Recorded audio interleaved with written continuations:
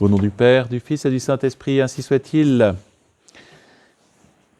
Bien chers fidèles, vous êtes dans des conditions tout à fait, je dirais, opportunes pour bien vivre ce mystère de la Nativité, dans les mêmes circonstances que celles de notre Seigneur, à la fois dans l'indifférence générale du monde, dans le froid dans lequel notre Seigneur était, mais il était en plus dévêtu, et puis, bien sûr, dans la persécution. Disons-nous aujourd'hui que peut-être, je ne sais pas, mais c'est peut-être la seule messe en Belgique qui soit célébrée à minuit. C'est peut-être la seule messe chantée avec quelques fidèles qui soit célébrée cette nuit dans notre pays. Et donc, puisque nous avons une magnifique crèche, juste à côté de nous, c'est l'occasion justement pour nous de regarder ce qui s'est passé, et spécialement du côté des bergers. Et voici justement, je vais essayer de vous donner une vision exacte de l'événement, vraiment réaliste. Il y avait la pleine lune, la lune était donc au zénith, et les étoiles, imaginez, que devaient être comme des clous de diamant enfoncés dans un immense baldaquin de velours bleu foncé. Et donc, nous voyons la lune qui était au milieu, toute blanche, et dans une atmosphère absolument unique. Je vous lis la suite. Les arbres, dépouillés de leur feuillage, se détachent, plus grands et sombres sur cette blancheur, pendant que les murets qui surgissent çà et là ressemblent à du lait caillé. Une maisonnette, dans le loin, semble être un bloc de marbre de Carrare. Et là, sur la droite, nous voyons une sorte de hangar, qui est construit en partie en maçonnerie et partie en bois. De là sort de temps en temps un bêlement. Ce doit être des brebis qui rêvent ou qui croient l'aube proche à cause du clair de lune. C'est une clarté excessive, tant elle est intense, et qui s'accroît comme si l'astre s'approchait de la terre. Un berger s'avance sur le seuil. Il lève les bras à hauteur du front pour ménager ses yeux et regarde en l'air.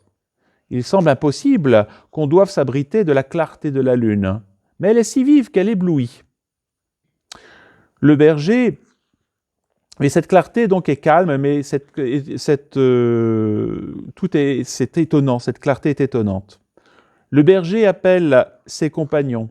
Ils vont tous à la porte, un tas d'hommes hirsutes de tous âges.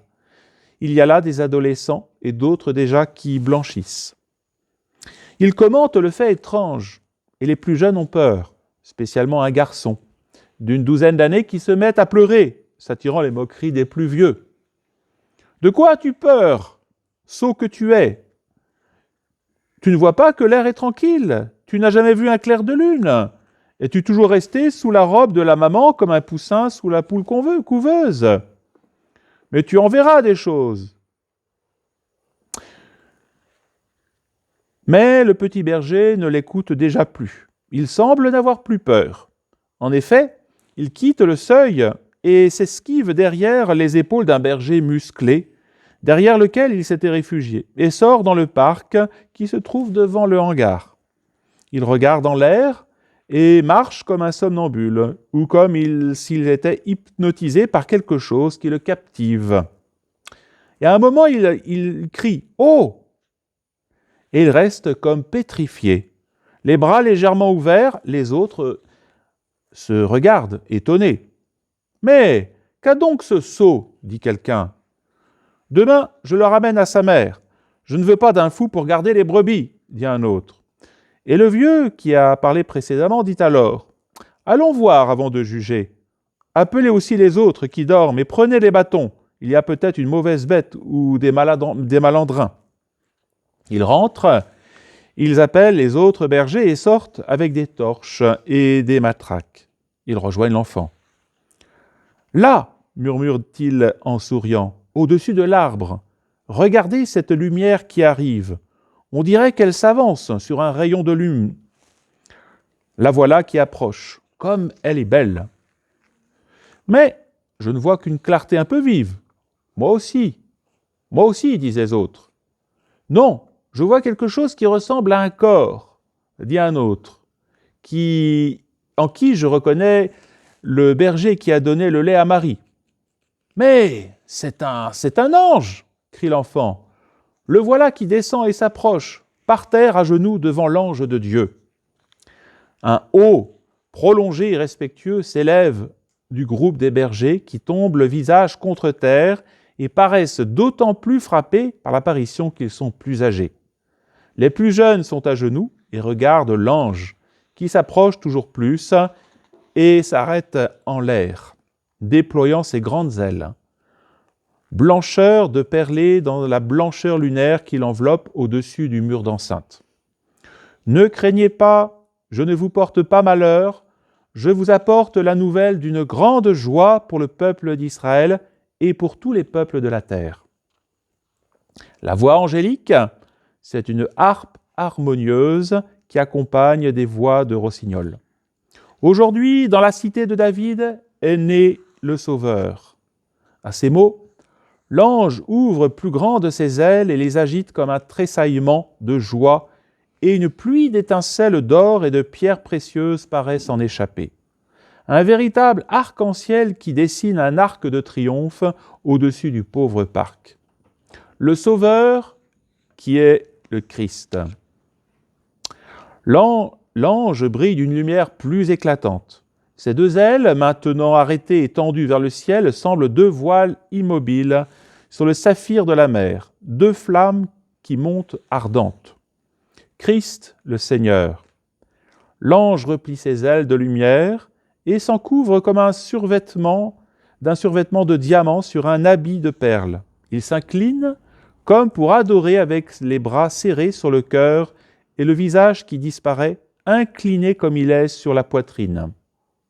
Dans l'ombre du haut des ailes repliées, on ne voit plus qu'une forme allongée et lumineuse, immobile pendant la durée d'un gloria. Mais voici qu'il bouge. Il rouvre les ailes et élève son visage, où la lumière s'épanouit en un sourire paradisiaque. Et il dit « Vous le reconnaîtrez à ces signes.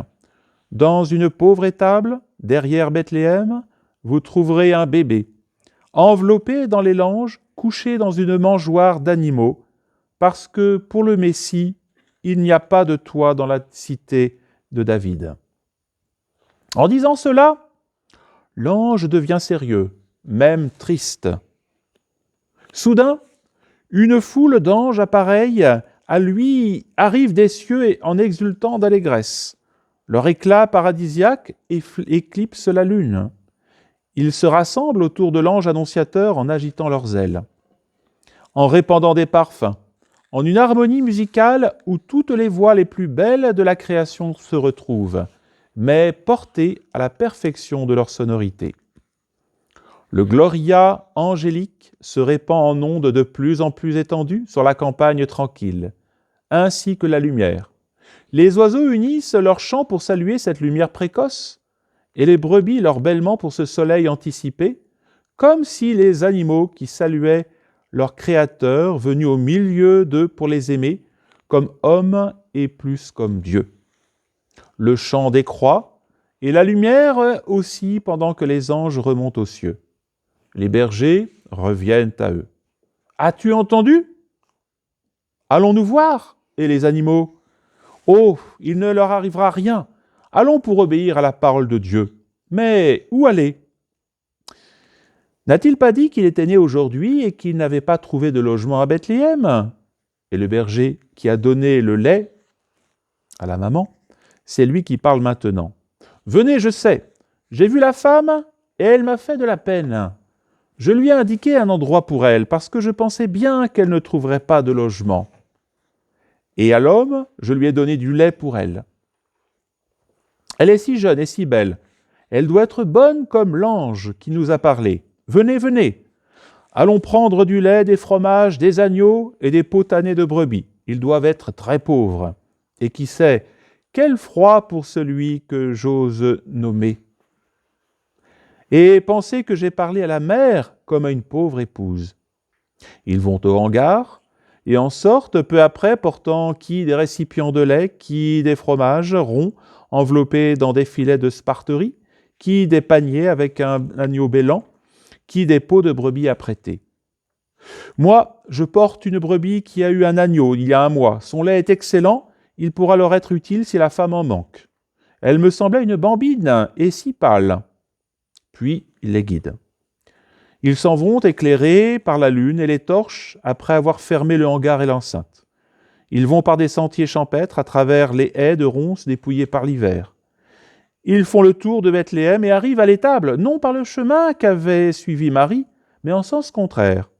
Ainsi, ils ne passent pas devant les grottes mieux aménagées, mais trouvent immédiatement le refuge qu'ils cherchent. Ils s'approchent. « Entre !» « Moi, je n'ose pas. »« Mais entre, toi !»« Non !»« Regarde au moins !»« Toi, Lévi, qui as vu l'ange le premier, cela veut dire que tu es le plus bon que nous. Tu es plus bon que nous, regarde. » Vraiment, il l'avait d'abord traité de fou, mais maintenant, il leur est utile que le gamin ose ce que n'ose pas. L'enfant hésite, mais il se décide ensuite. Il s'approche du refuge, écarte un peu le manteau qui abritait l'entrée, et s'arrête en extase. « Que vois-tu » lui demande-t-il anxieux à voix basse. « Je vois une femme toute jeune et belle, et un homme penché sur une mangeoire, et j'entends un bébé qui pleure, et la femme lui dit « Oh, quelle voix !» Et que dit-elle ? Elle dit « Jésus, mon tout petit, Jésus, amour de ta maman. » Elle dit « Dors, ma petite âme, mon cœur se fend de t'entendre et de voir tes larmes. » Elle l'embrasse et réchauffe ses petits pieds avec ses mains. Elle est penchée, abaissant ses mains sur la mangeoire. « Appelle, montre que tu es là. » « Mais non, vous plutôt que vous avez conduit et la connaissez. » Le berger ouvre la bouche et se borne à un soupir bruyant. Joseph se retourne et vient à la porte. « Qui êtes-vous » ? « Des bergers. Nous apportons de la nourriture et de la laine. Nous venons adorer le Sauveur. Entrez. » Ils entrent dans l'étable qui s'éclaire à la lumière des torches. Les vieux poussent les jeunes devant eux. Marie se retourne et sourit. « Venez, dit-elle, venez !» Et elle les invite de la main et par son sourire, elle prend le garçon qui a vu l'ange et l'attire à elle, tout près de la crèche. Et l'enfant regarde radieux. Les autres invités aussi par Joseph s'avancent avec leurs cadeaux et avec des paroles brèves, émus, les déposent aux pieds de Marie. Ils regardent le petit bébé qui pleure doucement et il sourit ému et heureux. L'un d'eux plus hardi dit « Prends, mère, elle est soyeuse et propre. Je l'avais préparée pour le bambin qui va bientôt naître chez nous, mais je te la donne. Mets ton fils dans cette laine, elle sera douce et chaude. » Et il offre une peau de brebis, une très belle peau avec une longue toison de laine toute blanche. Marie soulève Jésus et l'en enveloppe. Elle le montre au berger qui, à genoux sur la litière du sol, le regarde extasié. Ils se font plus hardis et l'un d'eux propose « Il faudrait lui donner une gorgée de lait, ou mieux, de l'eau et du miel. Mais nous n'avons pas de miel, on en donne de tout petit. Voilà du lait, prends, femme, mais il est froid, il faut du chaud.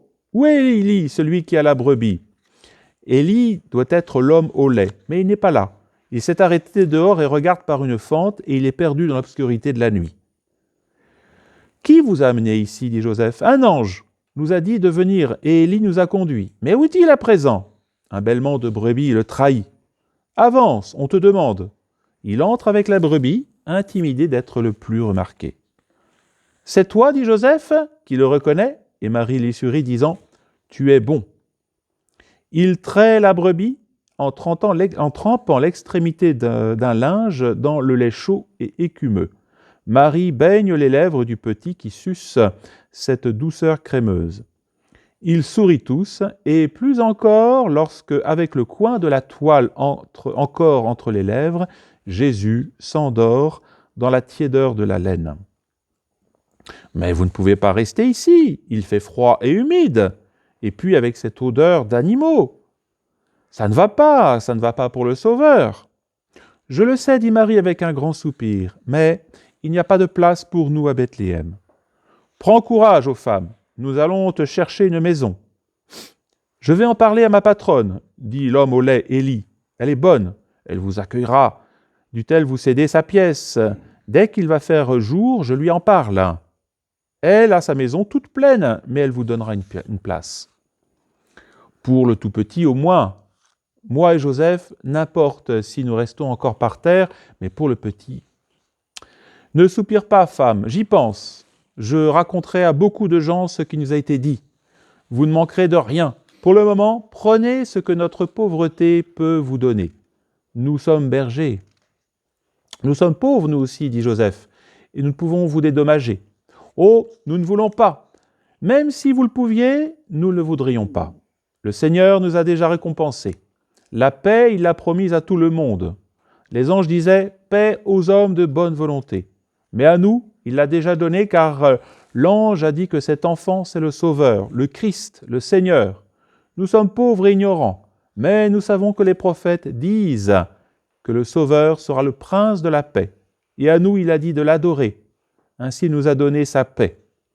Gloire à Dieu au plus haut des cieux et gloire à celui qui est son Christ.